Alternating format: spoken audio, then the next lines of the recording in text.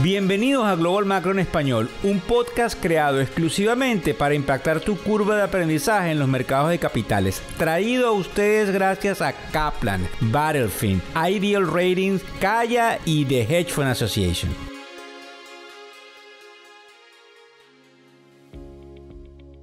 De agosto del año 2023, ya ustedes saben que nosotros lunes, miércoles y viernes venimos con un podcast donde explicamos algunas de las noticias más importantes y por dónde debería ir el panorama económico. Nos sorprendió indudablemente el comportamiento del día de ayer del reporte de ganancias de la compañía Amazon. De eso vamos a estar hablando el día de hoy, también de lo que es el non-farm payroll e indudablemente una noticia que conseguimos interesante con respecto al precio de los cruceros. Fíjense bien, a las 8:30 de la mañana, ustedes me han escuchado repetirlo, del primer viernes de cada mes sale lo que se llama el número del empleo o de los empleos creados en el mes inmediato anterior. En este caso en particular, hoy obtuvimos las cifras a las 8:30 de la mañana. Para que tengan una idea, ahora mismo son las 10:54 de la mañana de hoy viernes 4 de agosto del 2023. Como les acabo de decir, salió el número del non-farm payroll y una de las cosas interesantes fue la discrepancia que hubo cuando hace un par de días obtuvimos lo que se llama el número del ADP, que es una compañía privada que procesa también cierta cantidad de pagos de nómina. Como ustedes saben, eso estaba por encima de los 300,000 y la discrepancia, porque todo apuntaba hacia un excelente número, en este caso en cuanto a la creación de empleo, se observa cuando el número es de tan solo 187,000. Como ustedes pueden comprender, es por eso que no se le presta la misma atención a ese número del ADP, que en algunos casos tiene alguna similitud con el número oficial del Departamento del Trabajo de los Estados Unidos, que es el que sale el primer viernes de cada mes a las 8:30 de la mañana. Acto seguido, luego de conocerse la cifra, los bonos, tanto el de 30 años como el de 10 años, que están marcando la pauta y por eso lo traemos a colación, han venido retrocediendo en términos de rendimiento, al menos en el corto plazo, y la razón fundamental es porque pareciera que estamos en un proceso, como ustedes saben, de desaceleración que se siente ahora con una merma en la capacidad que tiene la economía de generar más empleos. ¿Por qué es interesante? Porque esto le inyecta un poco de gasolina al rally.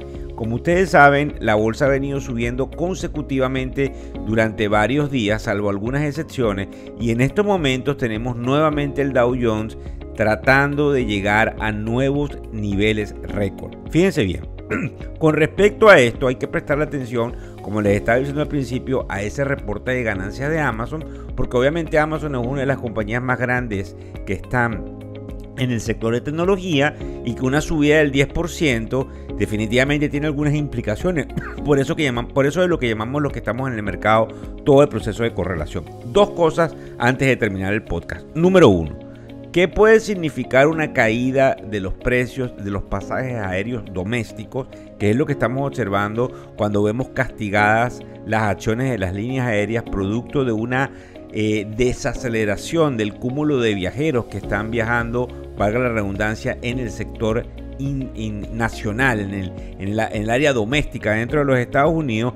Esas repercusiones indudablemente se sienten en todo este proceso desinflacionario, máxime cuando estamos observando que ya no hay una necesidad de tal cantidad de trabajadores en el sector de hotelería y en el sector de turismo, donde rápidamente se observa una desaceleración. Esto tiene ciertas implicaciones indudablemente en ese comportamiento de los bonos y esa confirmación con la poca producción, entre comillas, poca, porque fueron 187,000 de empleos. ¿Qué es lo interesante aquí? La correlación que tiene esa desaceleración en la parte de viajes con una aceleración dentro de ciertos tipos de viajes que son considerados mucho más económicos. Por ejemplo, hay una noticia que estamos viendo el día de hoy que tiene que ver con el precio de los cruceros dentro de los Estados Unidos. Para que tengan una idea, las firmas como Royal Caribbean y Carnival Cruise, al igual que Norwegian Cruise Line, ellos bajaron sus precios producto indudablemente de la hecatombe de la pandemia, y le apostaron a que al bajar los precios de lo que serían los paquetes turísticos por un viaje de 7 días, por poner un ejemplo, la gente que iba a ir al crucero iba a consumir más dentro de lo que serían las tiendas dentro de los cruceros. Algo que sucedió de esa forma, y para que ustedes tengan una idea en términos de cifras, afortunadamente la pandemia arrojaba ciertos roles que han subido en algunos casos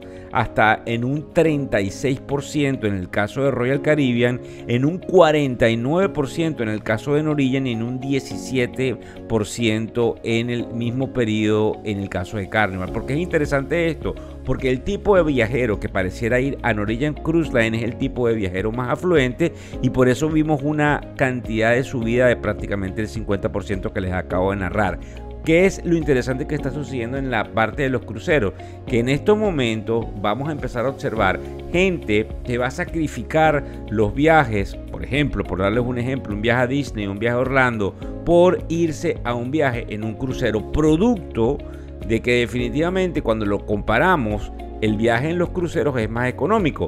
Estas tarifas habían caído una cantidad interesante, estas tarifas van a volver a aumentar, y lo que vamos a observar es precisamente en esta etapa en la cual hay una desaceleración, que la gente prefiere ir a vacaciones más económicas, y que una de las vacaciones más económicas, aunque aumenten de precios, sería efectivamente los cruceros. Quiero que le presten atención a eso porque es muy importante. Encuestas que salen donde hay gente que jamás ha tomado cruceros y que está realmente pensando en cómo serían sus vacaciones, no solamente de finales del 2023, porque ya está casi terminando el verano, sino indudablemente el 2024 y el 2025. Muchas gracias por seguirnos a través de todas las redes sociales y de inscribirse, como siempre les pedimos, en factoreseconómicos.com para que todas las mañanas les llegue un newsletter con los titulares más importantes en español de la narrativa interesante en materia económica de ese día en particular. Hasta luego. El podcast Global Macro de Factores Económicos ofrece una visión global de los mercados de valores, y dicho análisis es producto